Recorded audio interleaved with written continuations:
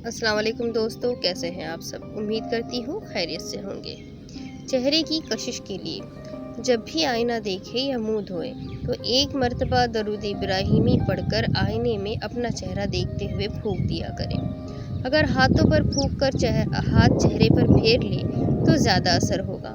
इस अमल से चेहरे पर अनोखी ताजगी, सुकून और कशिश पैदा हो जाती है। बहुत से लोगों का आजमूदा अमल है, नहायत आसान और मसनूई क्रीमों से निजात दिलाने वाला है। एक और आजमूदा और अपना तजुर्बा शुदा अमल भी अबकरी के तौसे से दर्ज करता हूँ। जब भी कपड़े पहने या बाल संवारे या आईना देखे या कोई भी बनाव सिंगार करे तो मुंह ही मुंह में बिस्मिल्लाह माशाअल्लाह ला हौल वला कुव्वता इल्ला बिल्लाह पढ़ते रहे। इससे नज़र बद से भी हिफाजत होगी और आपके हुस्न में भी निखार आएगा और चेहरा भी खूबसूरत और पुरकशिश होगा। लिबास में भी बरकत होगी। गर्जिए की हिफाजत और बरकत के लिए बहुत बेहतरीन और लाजवाब कुरानी दुआ है ये। मैसेज को आगे शेयर ज़रूर कीजिएगा, हो सकता है किसी को फ़ायदा मिल जाए। अल्लाह हाफ़िज़।